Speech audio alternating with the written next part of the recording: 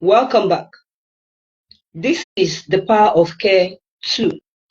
I'm going to start now. I hope you have a reminder to start. Now, I'm going to be looking at care from the perspective of a professional teacher. Care from the perspective of a professional teacher, not from the perspective of a parent. I'm going to be looking at care from the perspective of a professional teacher, because when you're looking at care from the perspective of a professional teacher, or in the context of teaching, it involves some key principles. It involves some key principles, such as maintaining professional boundaries. Maintaining professional boundaries. You should maintain professional boundaries as a teacher or an educator when you are delivering your job, even in the context of love and care. You must establish clear limits and expectations to ensure a safe and respectful environment, especially in this age and time when we are dealing with a lot of child abuse, rape, abuse from men who are not disciplined, even some women. So when you are trying to exhibit care in the context of a teacher or an educator, you must have limits and professional boundaries. You must have limits and professional boundaries. In the upper elementary class, even in the lower class, because we are seeing a lot of funny things online. Hugging a child is not encouraged, especially by the other gender, the male. Hugging a child is not encouraged. Sharing your personal belongings with them is not encouraged. Giving children your phone in the early years to watch films on your phone is not encouraged. It shouldn't even be done, because children tell tales. Let me tell you, children. There was a time a child, I taught, or there was a time a child I was teaching went home to tell his parents that I ate his apple. This child went home.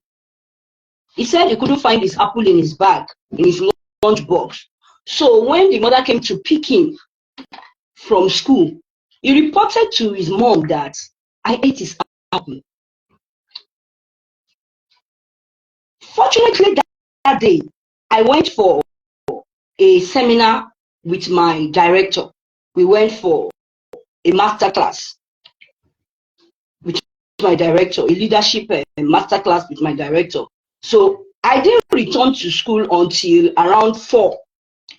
And when I returned to school, I didn't even enter any class because I was the head of school. All I returned to school to do was just to pick my lunch box because I had to go home. Before I got home, the mother has called my director to report the case, that our son said he couldn't find his apple and that it's Miss Sobadari that picked it, that ate it. My director laughed and she told the mother that Miss Sobadari was not in school throughout today. Miss Sobadari was not in school. But because of human tendencies, not that she doesn't trust me, but because of human tendencies, maybe she entered the class before we left, maybe when she returned, he was still in school. So she had to call the child's teacher, the main class teacher, and asked if I entered the class anytime that day and anything. The teacher told my director that she didn't see me that day, because by the time they were done time as early years teachers, they do cycle time while the elementary students are doing assembly. That by the time they were done from cycle time, we had already left the school with the school bus. And by the time I returned, it has closed around past 1. Long story short, by the time his mother got home, the nanny at home said she forgot to pack the apple with his lunch, that the apple is still in the kitchen, that she didn't remember, and she doesn't have money to take transport to the school to go and give him the apple. The next day, the mother came and started apologizing. Yes, in a way, I felt bad because the way she reported the case the previous day, there was this conviction in her voice that she was almost sure. My son cannot say it if it doesn't happen. My son does not lie. It must have happened. He has never said such a thing before. What happened was that apple did not even make it to school. But because I always go to that class to assist the teacher, to engage with the children, to sing for them, to sing rhymes with them, my name is always on their lips. They're always calling me, Miss Abadare, good morning, Miss Abadare. So when the mother said, did you take your food? Did you eat your apple? The first name that came to his brain was Miss Abadare. And he mentioned me. And this is why we should maintain clear professional boundaries when dealing with children, even though we must care for them. The second one is prioritizing children's well-being. Prioritizing children's well-being. Their well-being must be a priority. Their well-being must be a priority. Right from the gates, when they are setting their foot into the school compound, there must be people there to make sure that they are safe. So many children are sick from home. Let me tell you. Children are sick from home. Children are wounded from home. Parents wound their own children. Siblings wound themselves. Nannies wound children. You must make sure you check children when they are stepping their foot into your school before they settle down. Else, a lot of things that happen at home will be dumped on your doorstep. We all know parents are always fast to say, it's in the school, it happened in the school, it's the fault of the school, it's from the school. So in order for you not to have these cases on your hands every time, make sure children are checked. Do not only make sure they are checked physically, make sure you check their lunch boxes and their bags. I have seen cockroach in a child's food before. I have seen a child bring food to school with flask that was not washed. There were evidence of the previous day or 2 days food at the tip of the lunch box. And whoever put the new food inside the lunch box, put it there without washing it.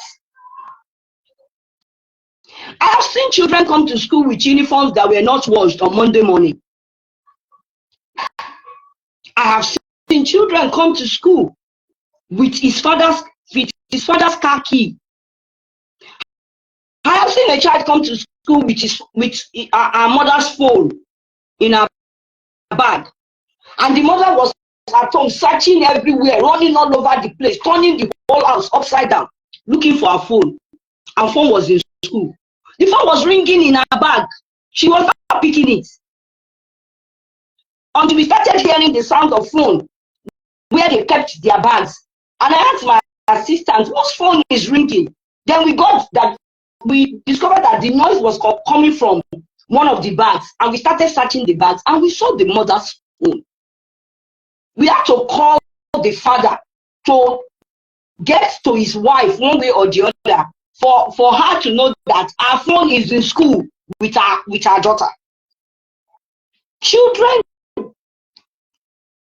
can create a lot of mix-up and misunderstanding. So you must prioritize their well-being by checking everything. It must not be too cumbersome a job for you to check. Else, as a school, you have problems in your hands that you know nothing about. I once worked in a school where a nanny used a bunch of keys to hit a 3-year-old on his head and pierced his head, and there was blood. By the time the child got to the gate, thank God that we have trained our teachers on how to scrutinize and check very well every day. And the teacher was the first person that saw this and I said, where is this wound from? The nanny has gone. So we had to call for the mother. The mother came from a business place and we told her, we saw this as your child was coming in. But before we could ask your nanny, she has gone. Thank God she came with the nanny. This girl denied that she doesn't know about it until the woman used a language. She's Igbo. Until she used Igbo language to ask the son who did that thing to his head. And the boy replied in Igbo that it is the girl. She pointed at her.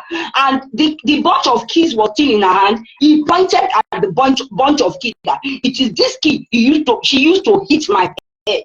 If not, we would have a problem in the school because there was no way we're going to deny it.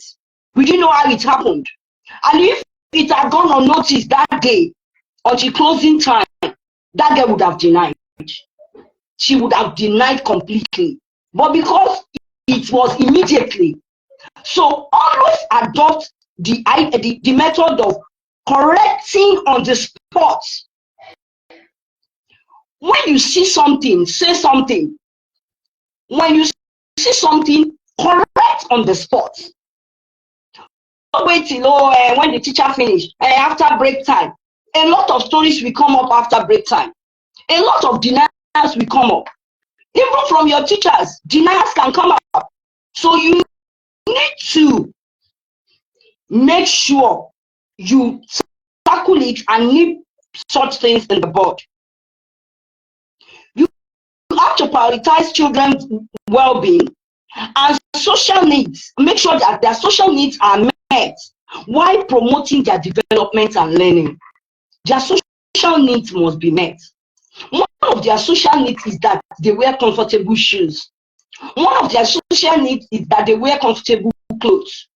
A lot of special needs children, especially autistic children, are sensitive to specific materials and clothes types. I see some schools insist that children must buy the school cardigan. Please, school owners, autistic children cannot wear your school cardigan. They can't wear your school cardigan. And if you admit them in your school, it is because you are knowledgeable and experienced enough to take care of them. Children with special needs, a lot of children with special needs, ADHD and autistic children have sensitivity to clothes and materials. So enforcing them to wear your school cardigan or sometimes your PE cardigan can cause a meltdown, can cause them trauma, can cause them crisis, can cause them to be making us shouting and screaming. You must know this. And this is part of their mental well-being. And if they are having meltdowns, they are being traumatized. Other children in your school or in your class cannot concentrate. So why are you going to insist on just cardigan, school cardigan, to cause chaos in the whole school? Their well-being is paramount. Nobody can learn if they are not comfortable. Nobody. Both children and adults, nobody can learn if they are uncomfortable. So you don't keep children in a room that is not well ventilated. You are not putting on the generator. Everywhere is hot. They are feeling heat waves.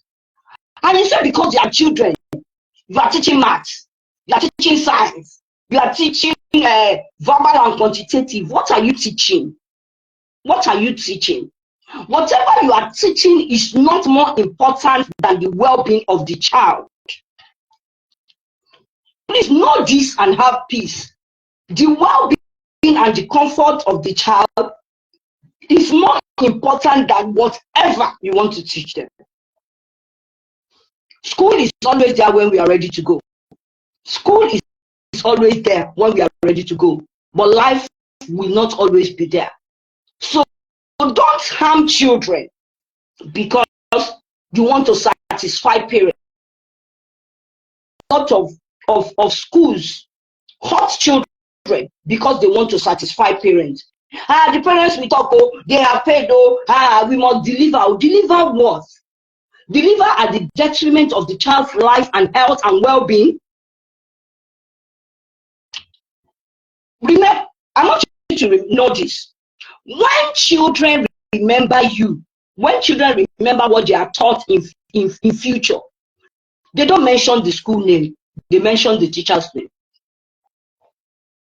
My son is in 100 level at classroom, and in one of his science courses, he came across a topic that his biology teacher has taught him when he was in secondary school, and we were discussing about his last assessment, CA, and he said, the biology, thank God, Mr. Balogun taught us. No, Mr. Balogun is good though. Everything Mr. Balogun taught us. He never mentioned the name of the school. Even though he remember the name of the school, who did he mention? He mentioned the teacher. He mentioned Mr. Balogun. The same way children will remember your name when you do something bad. That young man remembered his biology teacher because he did something good. He delivered. And it helped him scale through his tests in the university. If he did not teach him that topic well, if he did not deliver, the same way he would have said it. Somebody didn't teach us that thing in biology, and he came out in our biology at 100 level. So teachers, always have it at the back of your mind that when children don't get it right, when you don't do the needful as per the child, when you are complacent, when you pretend as if some topics are not important, when you sideline some topics in the scheme because you don't know it and you don't want the management of the school to know that you don't know that particular topic, and you don't look for help from your colleague or from outside on how you can teach that topic, but instead you swept it under the carpet because your supervisor is not knowledgeable enough or on point. The children will remember your name. They will remember your name. And posterity will judge you. Number 3, providing emotional support.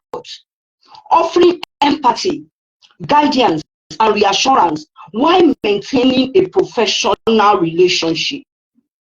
It is not only your colleagues you maintain professional relationship with.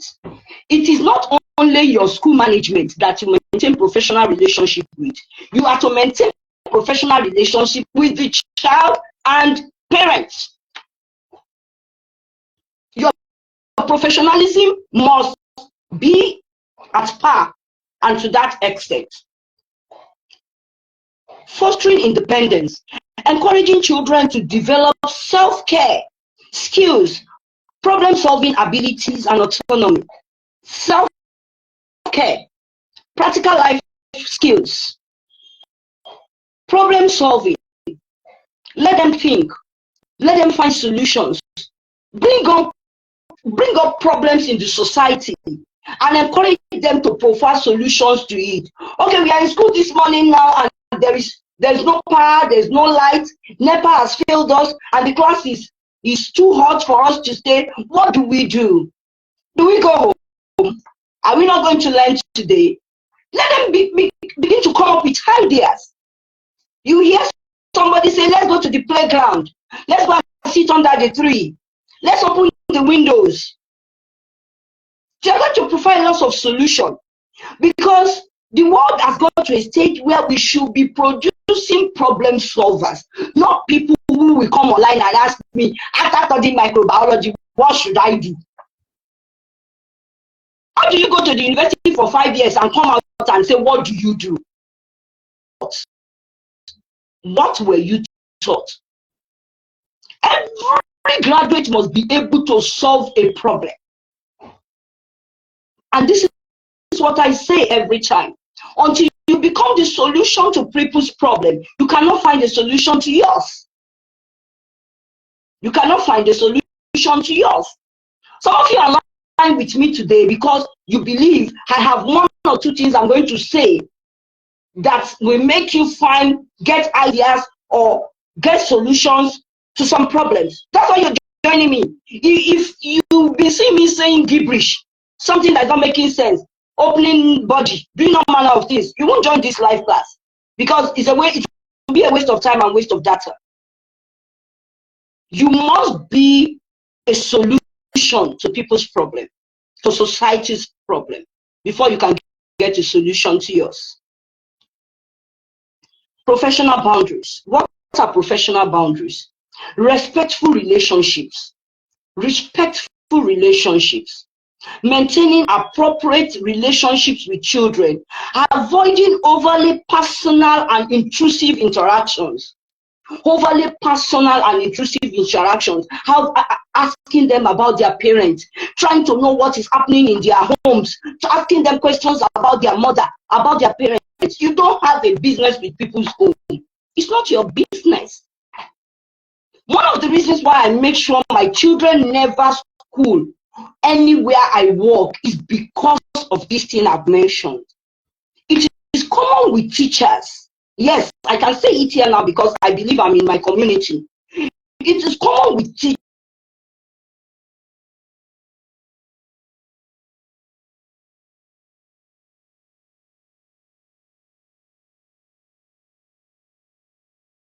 Finishing.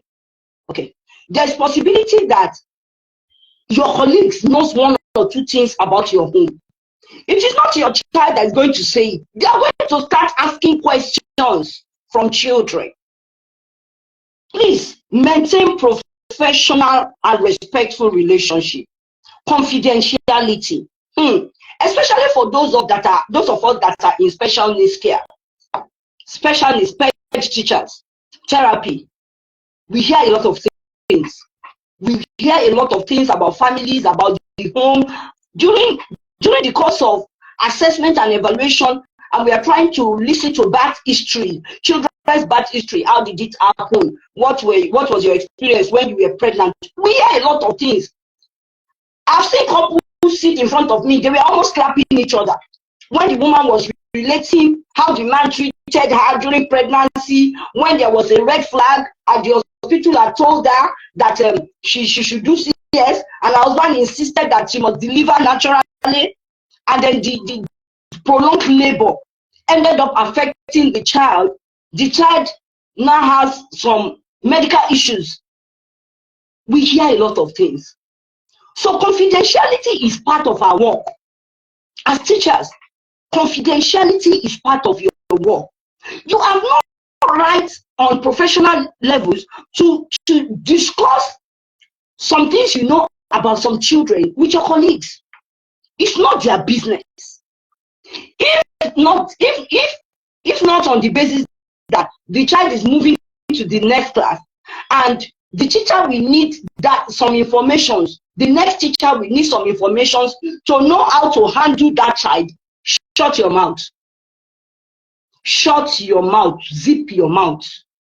Because the person you are giving to the information to might not be emotionally intelligent enough to practice confidentiality. Some teachers look at parents based on what they've heard about them. It's not that woman. Miss Titi said, it's not your business. It is not your business. Maintain confidentiality. Respect children and their parents' designated authorities. Even when you are reporting to the authorities, even when you are reporting to your management, your head teacher, to supervisors, choose your words. Choose your words. Remember, it could be you. You can be in the shoes of that parent tomorrow. The dice is still rolling. We don't know where to stop. Number 3, appropriate communication. Appropriate communication. Using professional language and tone when interacting with children, colleagues, and parents. See, this point I just mentioned is the reason why a lot of parents don't respect teachers. I'm not sorry to say this. A lot of Nigerian teachers don't know how to use professional language. When parents come in, they want to do inquiries. The only thing you hear is, our uniform is so, form is so, sportswear is so. Where is professional language here? You are supposed to start from what is the chronological age of the child. The parents tells you, what is the experiential age of the child? Chronological age is different from experiential age. Chronological age is, he was born on 15th of November 1981. Experiential age is that, he's 3, but he has gone to a school before.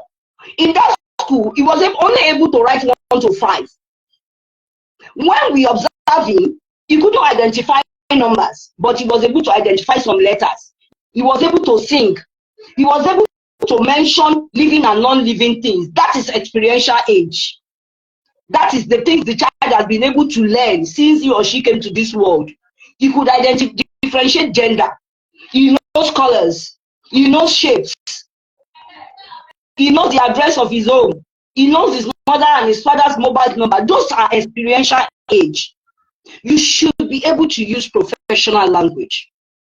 If you get to the hospital, the only reason why you are confused by what the doctor says, and you leave the hospital, you go to another hospital, or you go and look for your family friend who is in the medical way, is because you don't understand the language the doctor uses, because they use professional language. By the time they start talking about hemorrhage, they start talking about bladder, they start talking about A1C, have you done the A1C? Did you do this? They are using professional language. Teachers, learn to use professional language. If you don't know what professional language are, go and do a developmental course. Go and learn more. The more you know, the more parents will respect you. The more parents will respect you. People are not paying for your fine face. Nobody is paying for your certificate. Everybody has certificates. The difference between me and you is what I've added to my certificate. Is what I know. Is the quality of information I have inside of me. That's what people are paying for. That's what separates the teacher that is teaching in school A from the teacher that is teaching in school B. There are some things we will sit as teachers and I begin to say, and you've been practicing teaching, you've been in teaching for like 5 or 10 years, and I begin to say it now, and you're looking at my mouth as if it is your level of experience and the information, the difference between the informations we have. Physical boundaries, maintaining appropriate physical distance and touch, adhering to organizational policies and guidelines. If you are a male teacher, maintain appropriate distance with girls. Even with boys, maintain appropriate distance. There is a way you stand with students. If not children in early years, the babies, the very small ones, 2 to 3 year old, maybe they are crying, you want to pet them, you carry them on your leg, and when others are there, don't enter the toilet when a girl is there. I don't want to know the age of the girl, whether the girl is 2 years or 3 years or 5 years. Don't enter the toilet to help them without the door being open. Whether you are a female teacher or a male teacher, leave the door open. Let anybody that pass see you. You don't have any reason to close the door. You are not the one that is naked. Before a child will go home and say, Mrs. Oworabi put her hand in my bum bum. And the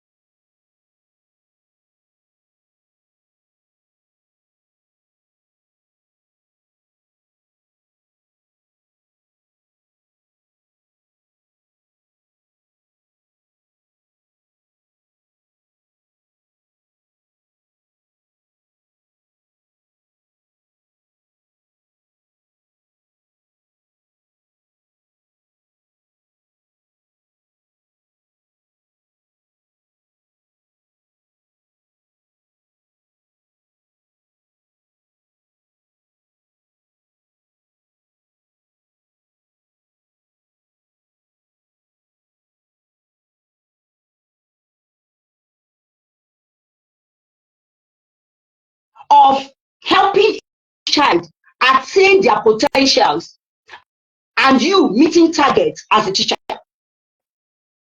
I will not explain this more than this. This we explain we deal with in our paid courses. Creating plans that cater to each child's unique needs and circumstances. Collaborating with colleagues and parents. You cannot aid a child's parents and say you want to help that child to meet his potentials. It's not going to happen. If you love me, you have to love my dog. If I don't pay, my child cannot come to your school. It's not free. And even if it's free, if you have my child under your care, you must be able to accommodate me. You must be knowledgeable enough to accommodate me and know how to deal with me within professional levels. So the idea, I don't like that woman, the way she behaves, the way she talks, you have to move away from there. In this century, you have to move away from there. You have to be smart. You have to be ahead of that teacher. Every customer has attitude. What differentiates leaders is their attitudes. There are cut-edge attitude leaders must have. Leaders must have some attitude. Leaders must be smart enough not to see the naughtiness in others. You must have a way of overriding the naughtiness in others, so that you can do business with them and their naughtiness will not affect you. You must be able to work together to ensure consistency and continuity of care. When there is a breakdown in communication between you and parents as a leader, whether you are a class teacher, whether you are a supervisor, whether you are a head teacher, whether you are the school owner, whether you are the director, you are all teachers. You are all leaders. You are the leader of your classroom. And you must have leadership skills for that class to work. You must engage in professional development. I've said this earlier. Do paid courses. Engage in professional development. The information you got from the higher institution or from the university 5 or 6 years ago when you graduated is already obsolete. The world is moving per millisecond, not per second, millisecond, less than a second. Informations are coming out by the day, by the second, that you need to catch up with. You need to stay updated on best practices, research and policies to provide high quality care. You must also prioritize your self-care. Before I started this training, I'm not a breakfast person. I don't take breakfast. The earliest I eat in the morning is 11 a.m. to 12. But because I know that I'm going to engage in this training this morning, and speaking is energy sapping, the first thing I did this morning was to take my cereal.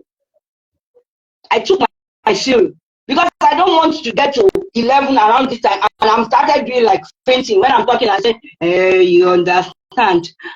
Okay, Sha, we will do this training. I'm not going to be looking funny to you people. So you must prioritize self-care.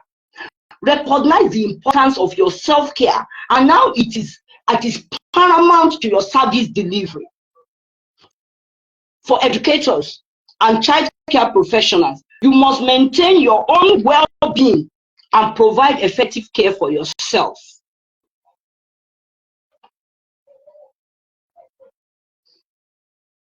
You're going to have challenges and considerations. You're bound to have challenges. You must balance care with discipline. No matter how much you care for some children, there are always some lapses, because we are not going to tell parents how to raise their children. Some parents don't discipline their children, and we are not going to fault them for that. We all come from different schools of thought. If somebody says, I'm never going to discipline my child, I'm never going to beat my child, I'm never going to caution my child, I'm going to just leave him to be on a free fall, there's little or nothing you can do to it as a teacher. But the only thing is, the school must have a discipline policy. And you must find a balance between providing care and setting boundaries when a child is overdoing it in this school. Vis-a-vis your management. The school management is not supposed to be talking on the right and the teacher talking on the left if people don't know what you are doing. That's what it means. Before you do anything in the class, your school, you must know that it goes in line with the policy of your school. And if parents raise an eyebrow, your school, your management is going to stand behind you. Anything you know that you are going to be on your own when you do it, don't do it. Else, you might find yourself where you don't expect. You must be able to manage diverse needs, catering to children with varying needs, abilities, and backgrounds. Care is language. No, inclusion is language. Inclusion is religion. Inclusion is gender. Inclusion is ability. Inclusion is disability. If you are practicing an all-inclusive learning environment, you must be able to support children in all these areas I've mentioned. It's not she's a Muslim. I can't stand Muslim here. We were first humans before we became Christians and Muslims. We are first human. My PA is a Muslim, a very strong one. I am a Christian, a very strong one. It has never caused an issue between us. It has never. During the Ramadan fasting, I stretch my hands of love to him. Because we are first humans before religion. Nobody came out of his mother's womb with Bible in his mouth or Quran in his hand. Forget about all those things that you see online. Nobody came out of his mother's womb with sign of the cross on his head or Arabic on his head. We all came as humans. So there should be nothing like segregation when it comes to education. A learning community is a social environment. Everybody has the right to come there, irrespective of their ability, their disability, their religion, their language, their tribe, their gender. As much as the two genders that is approved in this country, Nigeria, that is legally recognized, is male and female. I don't know of any other thing. Now, maintaining professional relationships, navigating professional relationships, I've said that. By prioritizing care and maintaining professional boundaries, educators and child care professionals can create a supportive and nurturing environment that promotes children's growth, development, and learning. Thank you. Drop your questions or your contributions online. I'm going to be answering to them. I'm going to be responding to them. This is day one. And also on WhatsApp, on the WhatsApp group. Remember, for you to qualify for a certificate after this training, like we have said, you must attend the 4 days training. There are questionnaires that will prove that you attended. Thank you. Good morning. See you tomorrow morning.